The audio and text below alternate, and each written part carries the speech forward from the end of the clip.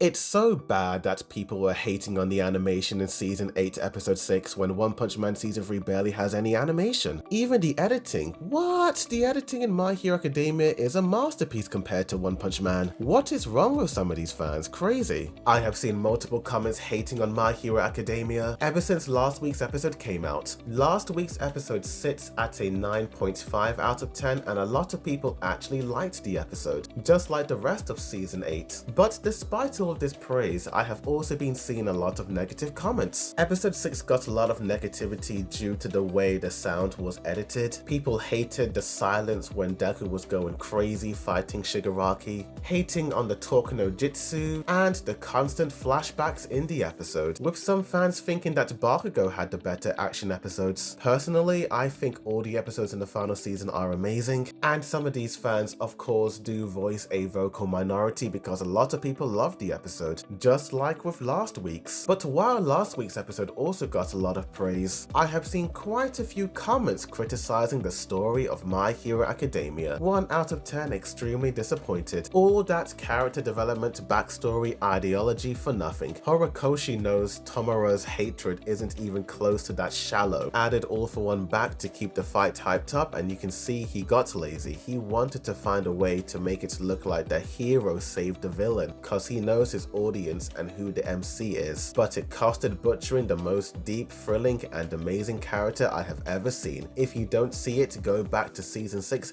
and come back to Season 8 and you'll see how badly he wrote Shigaraki. My Pacing Academia, they ruined a perfectly good season by completely ignoring the Shigaraki scene and using terrible music. There's a personal hatred towards Shigaraki. The episode director should quit and never work on any series again. They did such a bad job on such an important episode. Even the opening clip had scenes based on this scene. How could you make such a mistake? Is the entire series just about Bakugo? Is Shigaraki unimportant? Kid Shigaraki is made of trash animations. So as you can see here, while some people love the episode, of course people are criticizing it, and they criticize it mainly for the plot beats. And I have seen some of these criticisms ever since the final season aired, and I do feel like this is leading up to what is known as the controversial ending of My Hero Academia. Last year the ending was absolutely poorly received. Many people made multiple videos talking about why they hated the ending, but of course I am an anime only, so when the final few episodes eventually come out, I will come to my own conclusion and see whether or not the ending is good or garbage. And it does seem like we don't have to wait too long, because Anime TV have confirmed that the final episode of My Hero Academia is scheduled for December 13th. Even if the manga readers are right and the manga ending is in fact bad, the anime does have this perfect opportunity to expand on certain plot points that manga fans were incredibly unsatisfied with. But who knows, we just got to wait and see until that day comes. But what about My Hero Academia the final season episode 8? What did I think about it? Wow, I did not expect to see Shoto, Bakugo and Endeavor back in this episode. That was a big surprise, and it was so satisfying seeing them all try to deliver one final blow on All For One. I just love how all the UA students came to support Midoriya, telling him to keep moving forward and that they believe in him. Every time All For One is about to land a blow on Midoriya, one of his UA friends comes in to protect him, telling him to keep on running. All very satisfying in my opinion. But it wasn't just the UA students. Seeing all of the movie characters who got to know Deku, who all believed in him in the movies and believe in him now, was a beautiful way to tie the movies up in this finale. Another beautiful moment was seeing Algo, Ochako Uraraka crying for Deku, believing in him. Even though she is on death's door, she is still able to look incredibly majestic, and a lot of the Deku running animation scenes were just so beautifully well done. Hearing Yusei run in the background as Deku was running towards All For One, the art, the animation was absolutely unbelievable. Even All For One had some pretty insane animation sequences. Him transforming, him firing at the UA students. But oh man, All For One is such an absolute menace. This dude refuses to give up, and